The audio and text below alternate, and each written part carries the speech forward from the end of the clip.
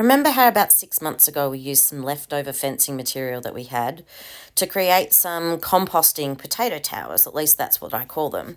So for this was all about creating something functional but also beautiful that I could keep adding my leaves and my litter and my compost to, and actually create beautiful compost. And in doing so, we put some soil in there that we had left over from some holes that we'd had to dig.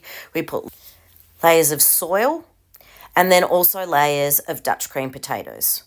And we kept doing that, adding more leaves, and in the end, this is what we had, this beautiful structure, which is going to turn all of the spent material into beautiful compost. Now today we did something fun, and we decided to pull it open and see what had happened.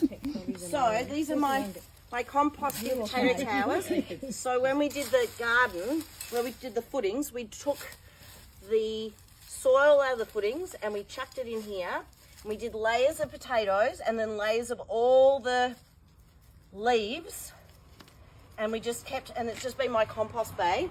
And I now, at winter time, I have my harvest and it's worked. So this was just an experiment. But you can see that one's finished. Well and truly this has still got a few green leaves. And because I planted them down low, they keep trying to push their way up.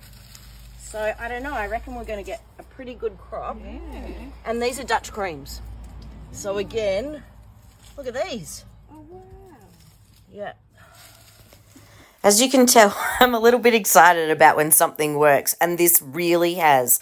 Look at those. It was full of potatoes and incredibly beautiful compost. Really beautiful, humusy material, full of sort of sawfly larvae that add their extra goodness and break down all the stuff. And what's better yet is that all of this material is going into my new wicking bed gardens. And then I'm going to trial what this bed is like with purely my own compost made from the towers. So far, it looks like I'm going to have really beautiful humusy material. Now, the rest of the stuff that was left in the composting towers that hadn't quite broken down, I pulled to the side and I put them in buckets, and I'm going to create a new composting tower with it, as you can see here. That coarser material I saved up from the last lot is down the bottom, and I'll see how it goes. Now, how many potatoes did we get? Well, 5.5 kilos in total. That's not bad. But we also got some tricky ones, and of course, boys being boys, they thought it was hysterical. So one's left, and we'll pull that apart in the coming weeks and see how much we get out of that.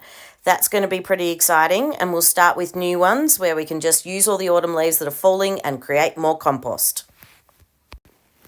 So if you thought compost heaps were ugly and had to be kept out of sight, think again. There's no limits to our imagination, and not only can they be beautiful, they can be productive too.